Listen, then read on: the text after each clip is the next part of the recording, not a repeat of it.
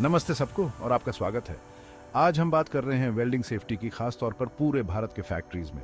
Welding एक आम काम है, लेकिन अगर हम रूल्स फॉलो नहीं करते हैं तो यह खतरनाक भी हो सकता है। हमारा गोल है कि हर कोई हर दिन सेफ घर जाए। वेल्डिंग में बहुत ही तेज गर्मी होती है। अगर हम केयरफुल नहीं हैं तो यह हीट, आग और एक्सप्लोजन्स का कारण बन सकती है। साथ ही वेल्डिंग से स्पार्क्स और फ्यूम्स निकलते हैं जो हमारी आंखों, फेफड़ों और त्वचा को नुकसान पहुंचा सकते हैं। सेफ्टी के बारे में जानकर हम एक्सीडेंट्स और इंजरीज को रोक सकते हैं। याद रखें, सेफ्टी सबकी रिस्पॉन्सिबिलिटी है। आइए हम सब मिलकर सभी के लिए एक सेफ वर्किंग एनवायरनमेंट बनाएं।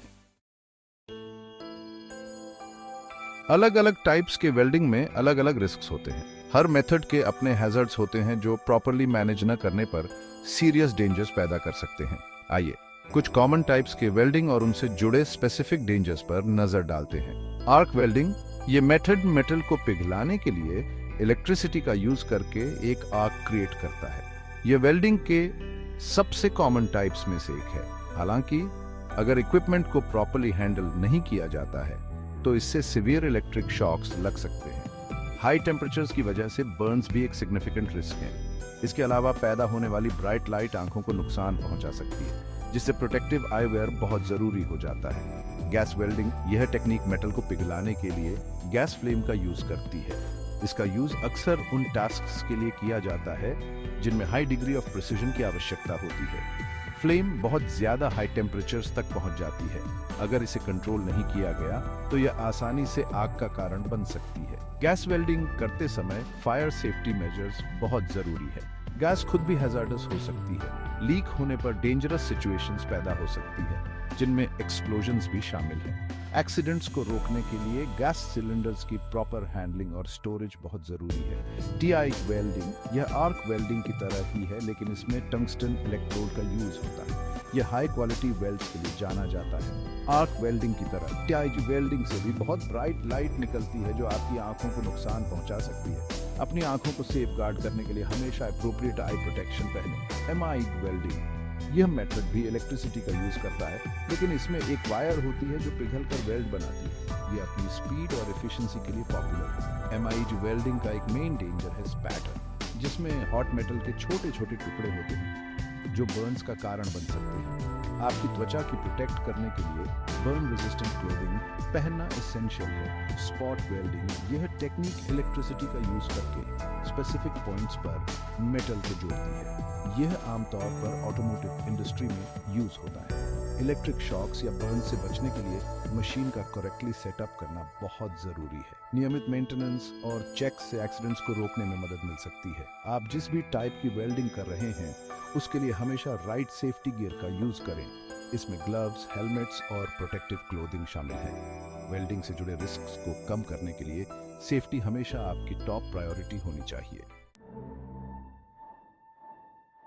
इससे पहले कि हम आर्क करें, हमें अपना वर्क स्पेस तैयार करना होगा। क्लीन एंड क्लियर सुनिश्चित करें कि एरिया साफ है और वहां क्लटर नहीं है। खास तौर पर फ्लेमेबल मटेरियल्स जैसे ऑयल, पेपर या वुड नहीं होने चाहिए। वेंटिलेशन इज की। वेल्डिंग फ्यूम्स खतरनाक होते हैं। इन फ्यूम्स को हटाने के लिए गुड वेंटिलेशन होना जरूरी है। अगर आप कन्फाइंड स्पेस में काम कर रहे हैं तो रेस्पिरेटर का यूज करें। चेक योर इक्विपमेंट, सुनिश्चित करें कि आपकी वेल्डिंग मशीन, केबल्स और टॉर्च अच्छी वर्किंग ऑर्डर में हैं। डैमेज्ड इक्विपमेंट से इलेक्ट्रिक शॉक्स या आग लग सकती है। ड्रेस फॉर सेफ्टी, हमेशा प्रॉपर पर्सनल प्रोटेक्टिव इक्विपमेंट या पीपीई पहने। इसमें flame resistant clothing, welding gloves, एक वेल्डिंग हेलमेट जिसमें प्रॉपर शेड लेंस हो और सेफ्टी शूज शामिल हैं। इन स्टेप्स को फॉलो करने से एक सेफ वेल्डिंग एनवायरनमेंट सुनिश्चित होता है। एक बार जब हम वेल्डिंग शुरू कर देते हैं तो हमें सेफ्टी पर फोकस्ड रहने की जरूरत है। क्लियर कम्युनिकेशन, अगर आप दूसरों के साथ काम कर रहे हैं तो सुनिश्चित करें कि हर कोई जानता है कि वे क्या कर रहे हैं और उन्हें कहां होना चाहिए। एक्सीडेंट्स को रोकने के लिए क्लियर सिग्नल्स और कम्युनिकेशन का यूज करें। वॉच फॉर हैजर्ड्स, अपने सराउंडिंग्स के अवेयर रहे। ट्रिप हैजर्ड्स, फॉलिंग ऑब्जेक्ट्स और अदर पोटेंशियल डेंजर से अवेयर रहे।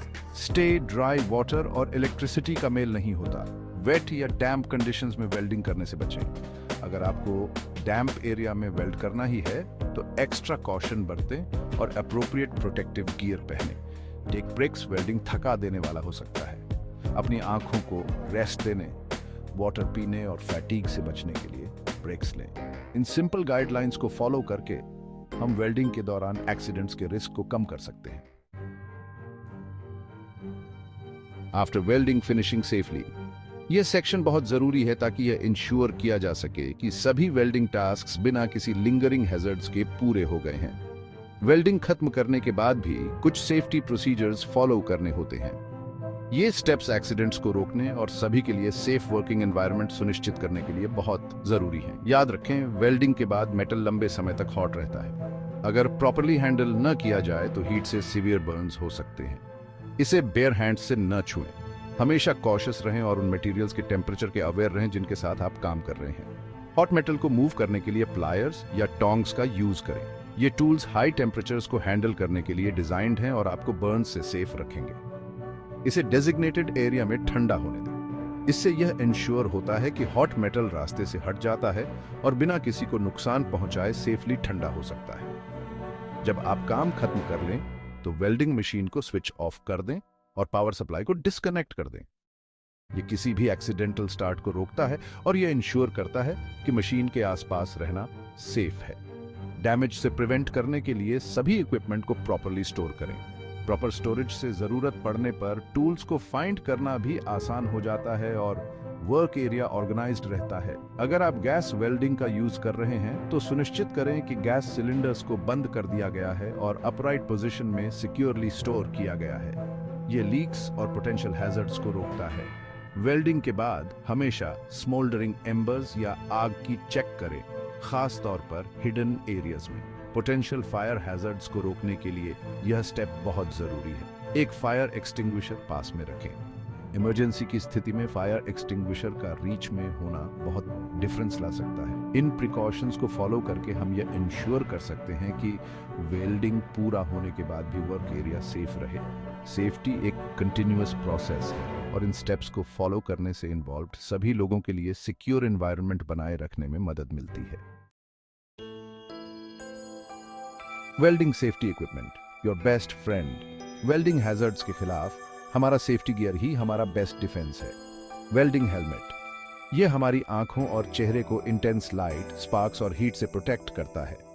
सुनिश्चित करें कि लेंस शेड आपके द्वारा की जा रही वेल्डिंग के टाइप के लिए अप्रोप्रिएट है। वेल्डिंग ग्लव्स, यह हमारे हाथों को बर्न्स, कट्स और इलेक्ट्रिक शॉक्स से प्रोटेक्ट करते हैं। फ्लेम रेजिस्टेंट क्लोथिंग, लेदर या कॉटन जैसे मटेरियल्स से बने क्लोथिंग पहने जो आसानी से आग नहीं पकड़ते। सिंथेटिक फैब्रिक्स से बचें जो आपकी त्वचा पर पिघल सकते हैं। Safety shoes, steel toed safety shoes से अपने पैरों को फॉलिंग ऑब्जेक्ट्स, स्पार्क्स और हॉट मेटल से प्रोटेक्ट करें। याद रखें, अपना सेफ्टी गियर पहनना एक ऑप्शन नहीं है, यह बहुत जरूरी है। Emergency situations, be prepared. किसी भी इंडस्ट्रियल एनवायरनमेंट में इमरजेंसीज के लिए प्रिपेयर्ड रहना बहुत जरूरी है। यह सिर्फ प्रोसीजर्स को नोइंग करने के बारे में नहीं है, बल्कि हर स्टेप की इंपॉर्टेंस को अंडरस्टैंडिंग करने के बारे में भी है। भले ही हम केयरफुल हों, एक्सीडेंट्स फिर भी हो सकते हैं। इसलिए हमेशा विजिलेंट रहना और स्विफ्टली एक्ट करने के लिए रेडी रहना बहुत जरूरी है। सेफ्टी गियर और प्रिवेंटिव मेजर्स रिस्क्स को कम कर सकते हैं, लेकिन उन्हें पूरी तरह से एलिमिनेट नहीं कर सकते। हमें यह पता होना चाहिए कि क्या करना है। नियमित सेफ्टी ब्रीफिंग्स और ट्रेनिंग सेशंस बहुत जरूरी हैं। ये इंश्योर करते हैं कि हर वर्कर इमरजेंसी प्रोसीजर से अवेयर है और जरूरत पड़ने पर क्विकली और एफिशिएंटली एक्ट कर सकता है। फायर, अगर आग लग जाती है तो अलार्म बजाएं और अगर सेफ है तो फायर एक्सटिंग्विशर का यूज करें। फायर एक्सटिंग्विशर्स की लोकेशन और उनका यूज करने का तरीका जानने से अनमैनेजेबल होने से पहले स्मॉल फायर को कंट्रोल करने में सिग्निफिकेंट डिफरेंस लाया जा सकता है। अगर आग बहुत ज्यादा फैल गई है तो एरिया को इमीडिएटली इवैक्यूएट कर दें। ऐसी आग को फाइट करने की अटेम्प्ट न करें जो आपके कंट्रोल से बाहर हो।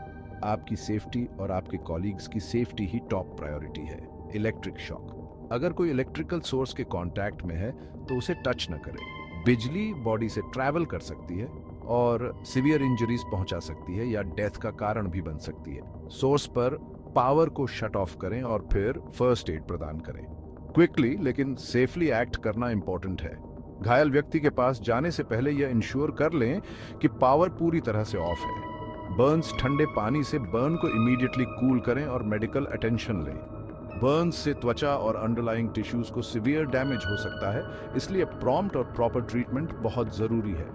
आई इंजरी, अगर वेल्डिंग फ्लैश होता है तो अपनी आंखों को कम से कम 15 मिनट के लिए पानी से फ्लश करें और मेडिकल अटेंशन लें। आई इंजरीज बहुत डेंजरस हो सकती है और अगर प्रॉम्प्टली ट्रीट न किया जाए तो लॉन्ग टर्म डैमेज हो सकता है। इमरजेंसी में क्या करना है, ये जानने से लाइव्स बच सकती हैं। नियमित ड्रिल्स और प्रैक्टिस सेशंस से ये इंश्योर करने में मदद मिलती है कि हर कोई अपनी रोल जानता है और हेजिटेशन के बिना एक्ट कर सकता है।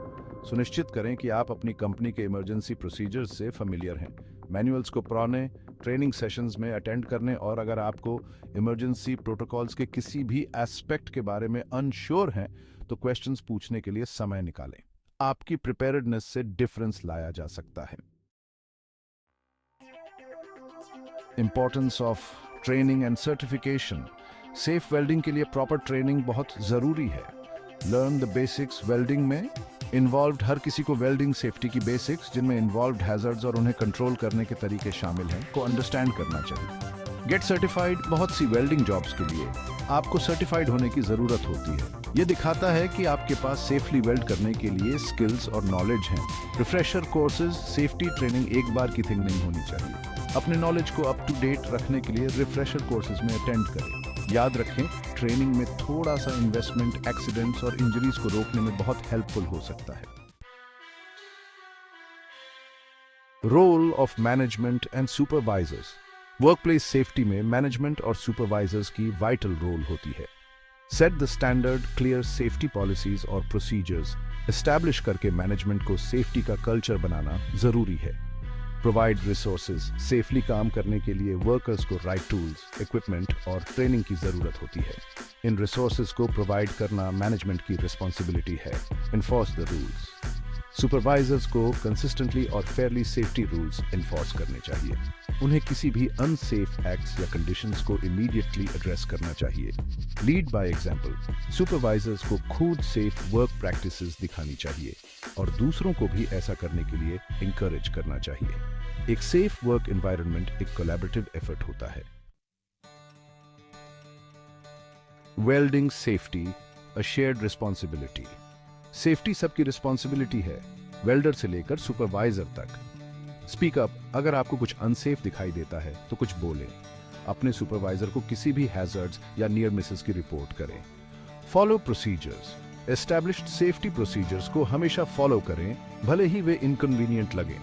Be responsible. अपनी सेफ्टी और अपने आसपास के लोगों की सेफ्टी की रिस्पॉन्सिबिलिटी लें।